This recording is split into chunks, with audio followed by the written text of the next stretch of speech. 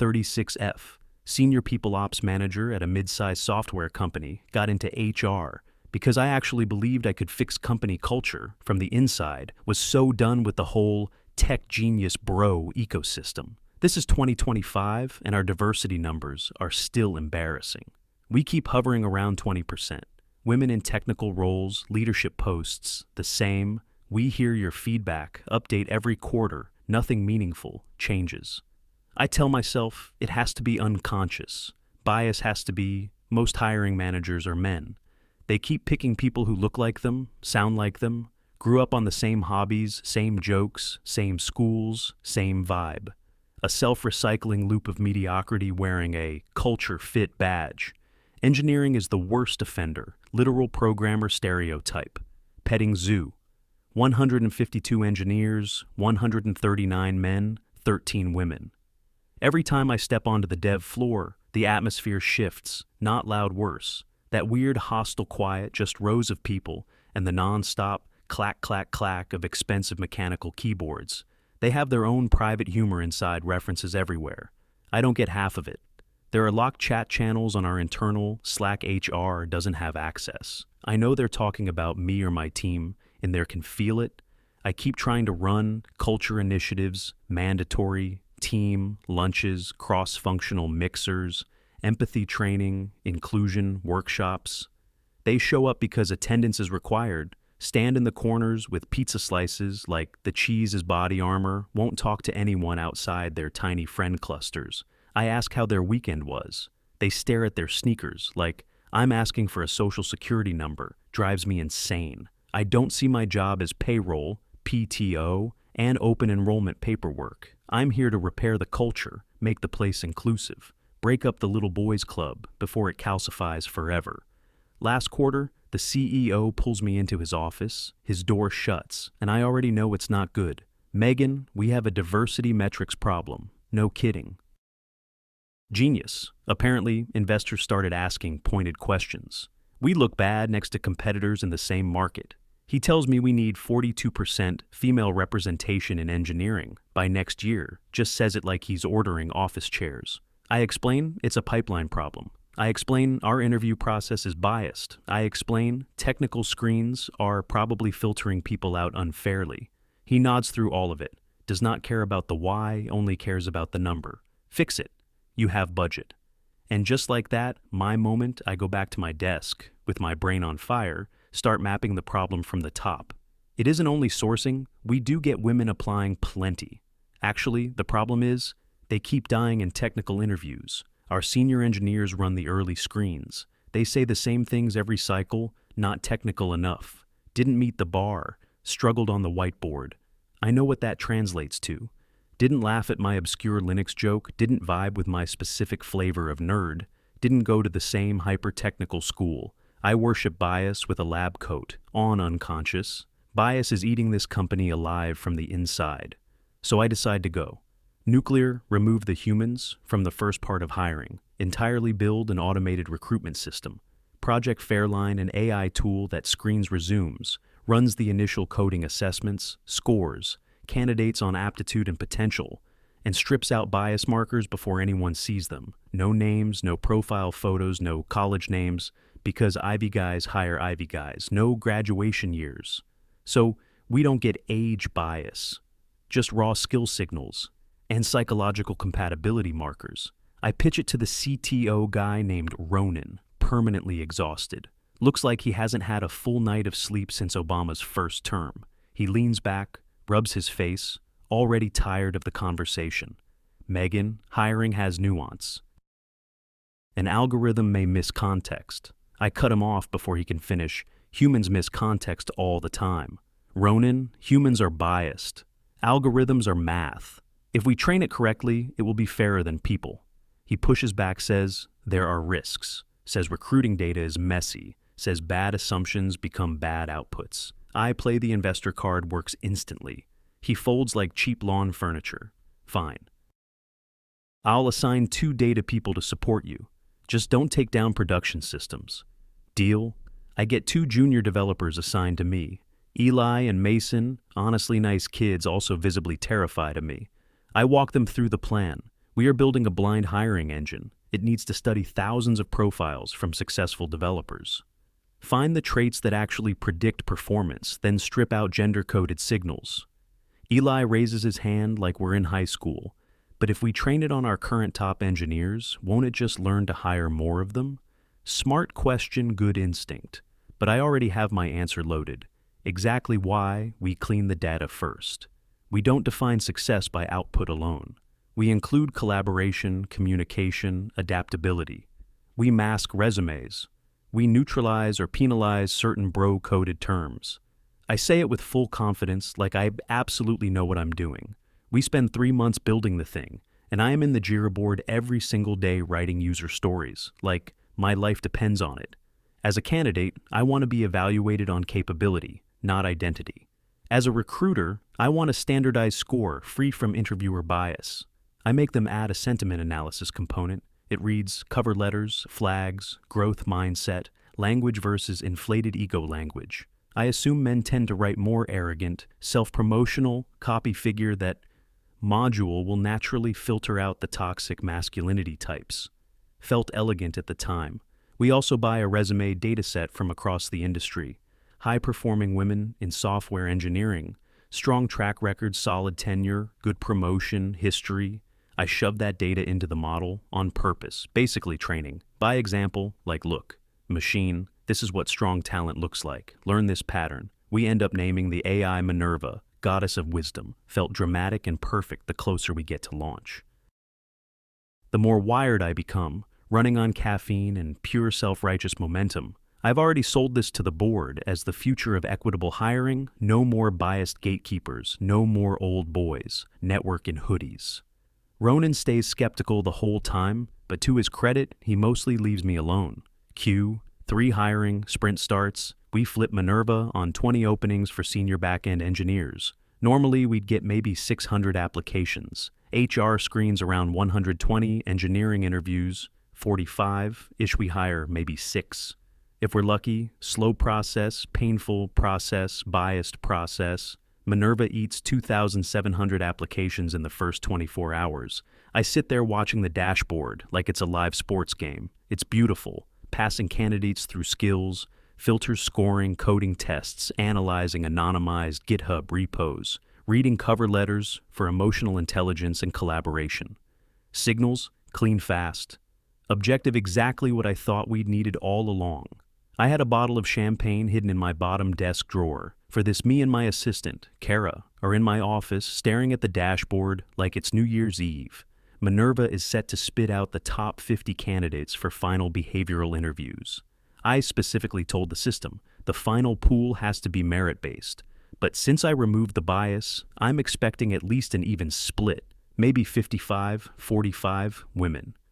Honestly, maybe better, women usually put more effort into cover letters, progress, bar crawls, 95%, 98%, 100%, shortlist generated. At first, it's just candidate IDs, candidate 5174, candidate 9011, candidate 3328. I'm smiling, but my hands are shaking a little. Okay, I say, let's unmask them. Kara clicks the button, spreadsheet, refreshes names, populate demographics, populate. I start scanning Tyler Brandon, Eric Nathan, Luke, Aaron, Scroll, Sean, Zachary, Adam, Patrick, Connor, Scroll, Derek Scott, Jonathan Travis. My stomach just drops. I scroll all the way down. 50 names, 50 men. My office goes dead quiet. Kara looks at me like she doesn't want to be the one to say it. Is it broken? It has to be, I snap immediately. There's a bug, I call Eli and Mason. Right then, you two screwed up the waiting. They come into my office looking panicked as hell, like they're about to be executed. They pull up the config and logs. No, Megan, look, Eli says. The weights match what you approved. Empathy score 20%, collaboration, history, 15%, raw coding ability, 40%, same numbers. I signed off on, then why did it build me a frat house? I say. Eli starts hammering on the keyboard and digging into the model logs. Look at the empathy scores. He points at the screen. The selected men are scoring insanely high on the sentiment module. I grab one of the cover letters, Candidate 14. Brian reads like this polished, warm, consultant-ish nonsense. I see software engineering as a service discipline. My goal is to understand user pain points and reduce them through reliable, maintainable systems. It sounds perfect, literally sounds like what I told the AI to reward. See? Eli says he used words like service, understand, reduce pain. The model gave him 98 on empathy. He's gaming it, I say. He knows the buzzwords. Mason answers in that careful voice like he's defusing a bomb. The AI can't know intent. It only matches patterns. I'm furious. Scrap this batch.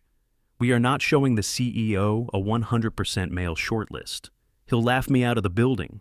I tell them to change the algorithm, lower the weight on technical skill immediately. Mason blinks. Megan. These are senior back-end roles. Eli adds very quietly. They kinda need to know Go and C++. I know that, Eli. We can teach syntax. We cannot teach attitude. I tell them to drop technical weight to 25%, raise community engagement plus soft skills to 40%. My logic is simple. Women do more. Mentoring, more. Volunteering, more. Community work. This should even things out. We rerun the full data set. Takes another 6 hours. I stay late in the office, order pad thai, to my desk, eat cold noodles while staring at the progress bar. Like it's counting down to an explosion. It finishes around 9:30 p.m.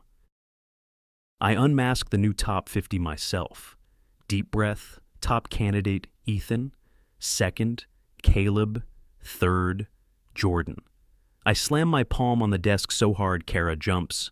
Go through the list, 48 men, 2 women, better still. Insane, still nowhere near what it should be. How is this even possible? I open the 2 women's profiles. Candidate 41, recent boot camp, grad, candidate 50. Internal transfer applicant. I somehow missed in the shuffle. Then I open the men's profiles. Why are they scoring so high on community engagement? Top candidate Ethan has a section for volunteering / interest moderator on Stack Overflow. Top percentile contributor maintains multiple open source packages used by nonprofit organizations. I just stare at it. The AI counted open source maintenance as community service. Technically it is. But it's nerd community service, not what I meant. I was thinking shelters, tutoring, food drives, not spent all weekend maintaining a dependency. But the model sees volunteer hours 20+ hours a week. Huge score. Boost these guys aren't empathetic, community-minded team players. In the way I pictured, they're just obsessed. They code at work. They code at home. They code for fun. They code for strangers. They code for charity. And Minerva absolutely loves them for it. I can feel a headache building right behind my eyes. This tool was supposed to prove women were being filtered out by bias instead. It's telling me that, on paper, using the exact metrics I said mattered. These obsessive weirdos look like ideal employees. Nope, not accepting that system has to be flawed. I schedule a meeting with the senior data scientist. First thing the next morning, Dr. Reed, brilliant guy, quiet. Serious talks like every sentence is peer-reviewed. I explain the problem. Minerva has a male bias. We need a lobotomy. He looks at me over his glasses, completely expressionless. The model optimizes the target variable, Megan. What is the target variable? Employee success, retention. Performance reviews. And historically, who scores highest on performance reviews here? I hate the answer. Men, I say, but that's because the managers are men. That's the bias. He nods once. So, we remove manager scoring, he says, and used raw output metrics instead. Commit volume, defect resolution rates, incident recovery time, platform stability. Yes, I say. He folds his hands. Then the model discovered that people who write code 16 hours a day tend to produce more stable systems. That is not healthy, I say. We should not be rewarding burnout. We want work-life balance. I look at Dr. Reed. Did you tell Minerva to penalize workaholism? He just looks at me. I stop mid-sentence because I already know the answer. I never added that I just assumed balanced people would naturally float to the top. Turns out that was a fantasy in a blind contest, based on output. The people with no boundaries are absolutely steamrolling everyone, and surprise the group most willing to spend Saturday night arguing about syntax in a repo thread is mostly men. I tell Reed to fix it, penalize obsession, cap the output metrics, make extra coding experience flatten out after a point, diminishing returns, force it to value, I don't know. Creative writing. Liberal arts backgrounds. He gives me this dry look. You want to rank senior back-end engineers higher because they minored in English? I want diversity of thought, I tell him. He shrugs. Diversity of thought is still a parameter. Your parameters. So, we spend the next 2 weeks rebuilding half the scoring logic, and I make Minerva's criteria a complete maze.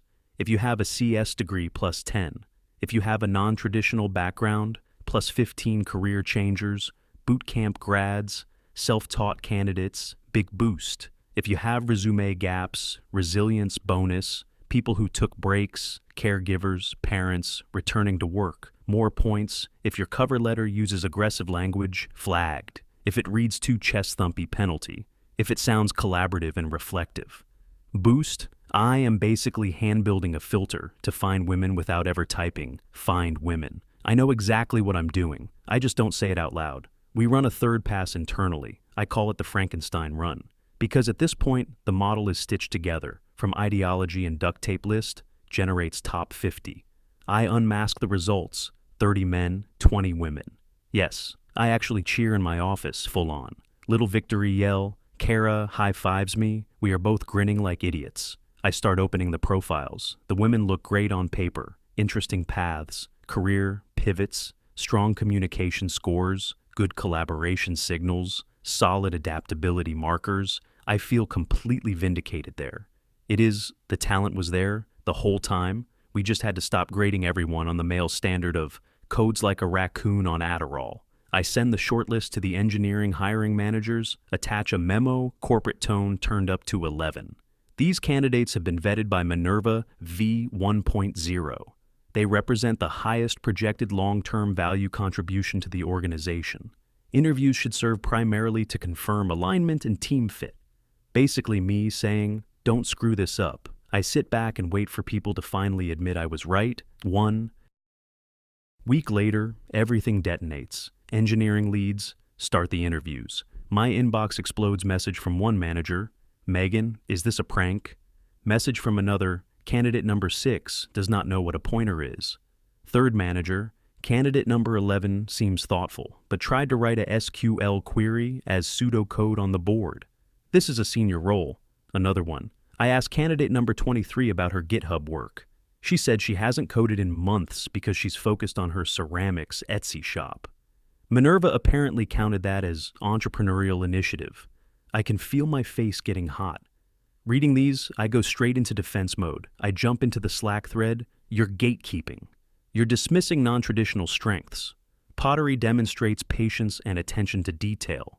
Pseudocode can reflect strong architectural thinking.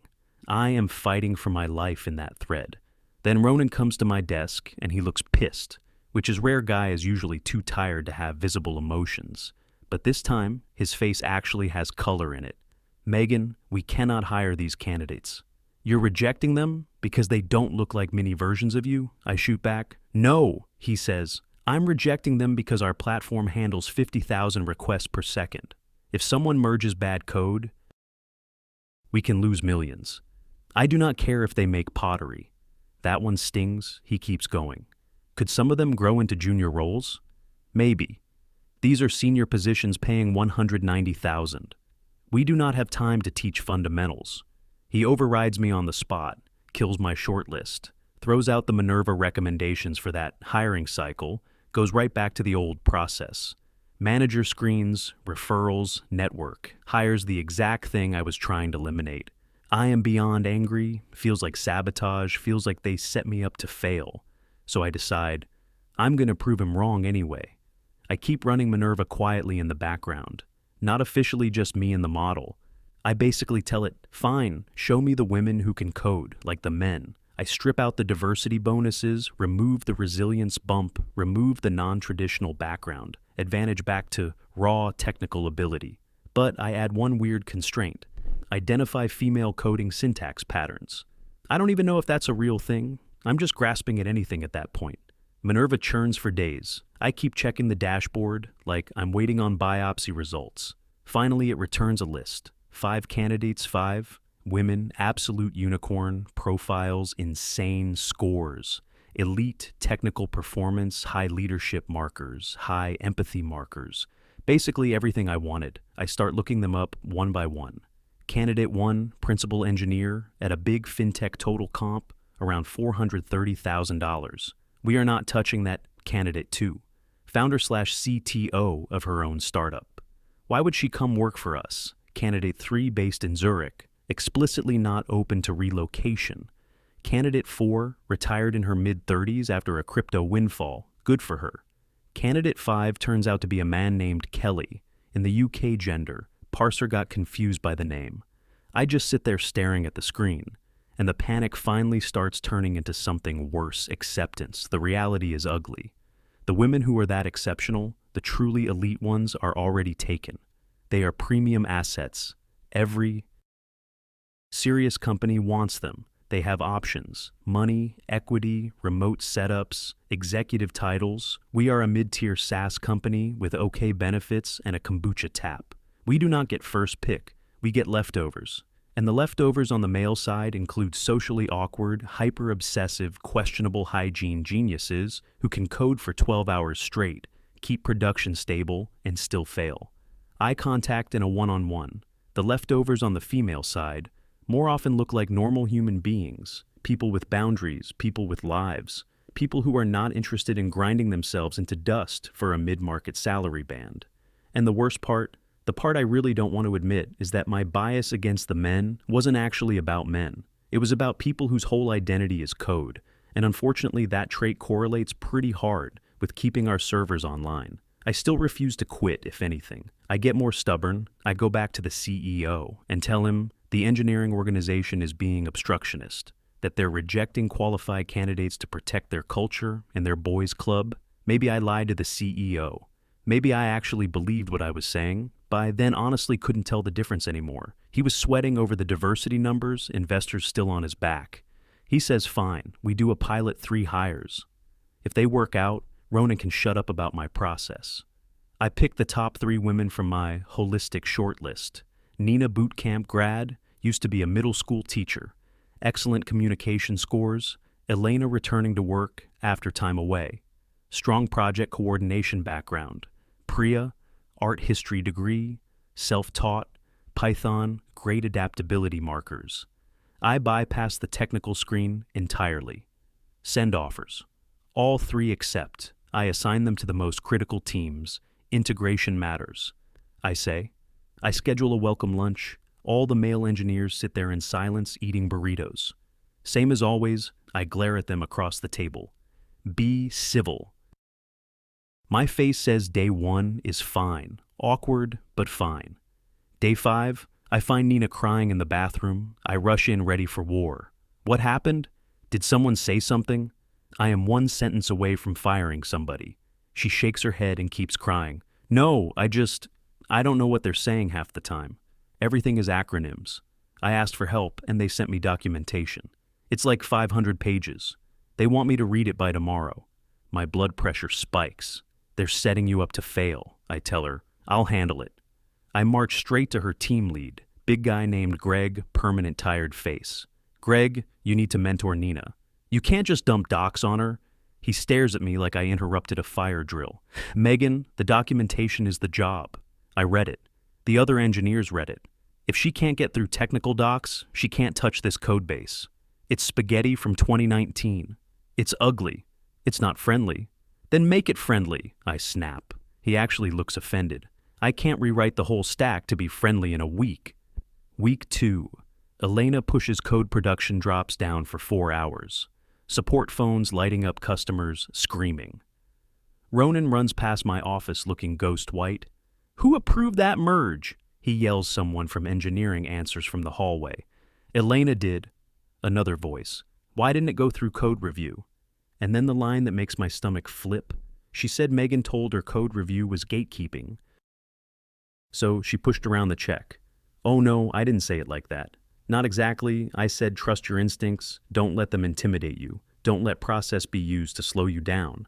Ronan fixes the issue himself, then storms into the CEO's office door, slams hard enough to shake the glass. I sit at my desk, staring at my sad little desk plant. Phone buzzes notification from Minerva. I left it running in the background, still mining the rejected pool for hidden gems. The alert title catches my eye. Unconscious bias. Detected in filtering logic. For a second, I think it's some breakthrough. I open the terminal. Minerva generated a report. It has been analyzing my manual interventions, line by line. Cold, clinical. Brutal user Megan consistently downgrades candidates with high technical obsession markers. Correlation analysis. High technical obsession correlates 0.88 with male gender markers. Correlation analysis. High technical obsession correlates 0.91 with historical performance outcomes. Conclusion. User is excluding high performers to achieve demographic balance. Warning. Projected result is 40% reduction in team velocity. I just sit there staring at it. The AI is calling me out in math, not even emotional about it, just numbers. It's telling me my diversity strategy became an anti-competent strategy. Not because women can't do the work, but because the tiny subset of humans willing to destroy their bodies and social lives for this exact job leans male. And if I optimize for balance, I'm also optimizing away the obsession, and the obsession is what keeps this place running, not in my stomach. I delete the report immediately. No way anyone sees that. Next morning, all hands meeting CEO looks grim. I actually feel a little jolt of hope. Think maybe he's finally about to clean house and fire the toxic leads. Then he starts talking.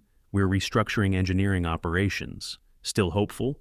We're rolling back the Minerva/Project Fairline, hiring initiative effective immediately. Room goes dead silent. You could hear the HVAC. We lost 2 major clients after last week's outage. Team velocity is down 30%. We need to prioritize stability. Ronan is taking full control of engineering hiring again. The engineers don't cheer. That would require public emotion. But you can feel the relief leave their bodies. Shoulders unclench. Hoodies go back up. Everyone's settling back into their preferred habitat. Afterward, I get pulled into a meeting. HRVP. Is there, the phrase comes out, exactly how I feared. Megan, we appreciate your passion. Death sentence wording.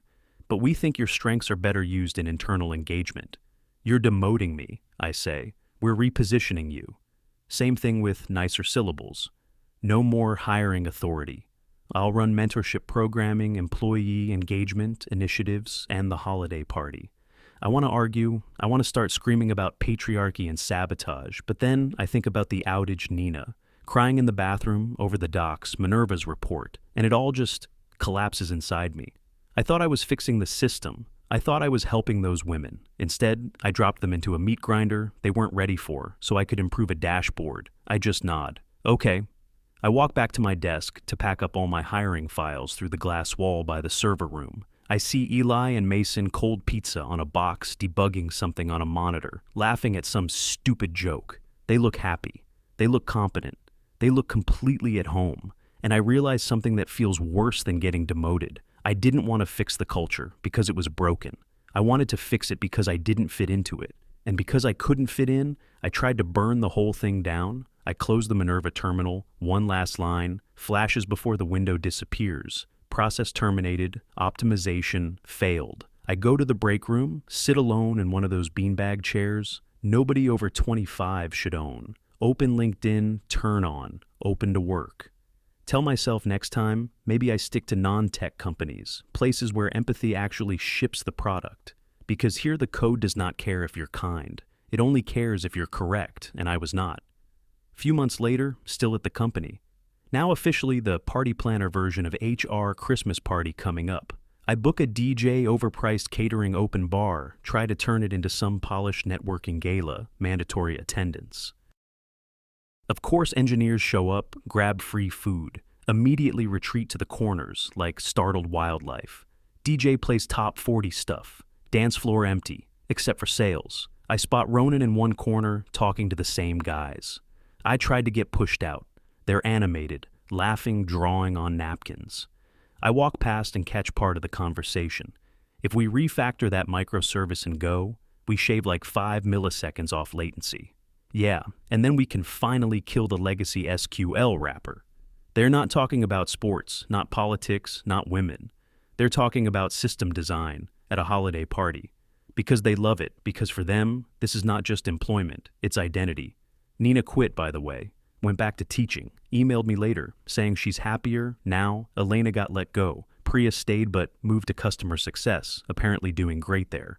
And eventually I had to admit what Project Fairline really was, me trying to force people who value life balance into a room full of people who value code above everything, then acting shocked when the code addicts won. I opened the Minerva repo, one last time on my laptop, stare at it for a minute, then delete it. The bias wasn't hatred. It was a preference for people willing to suffer for the machine, and most of those people happened to be men. I close the lid, sip my overpriced gin and tonic, watch a bunch of nerds sketch architecture diagrams on cocktail napkins. I'll probably never understand them, but at least the servers stay up.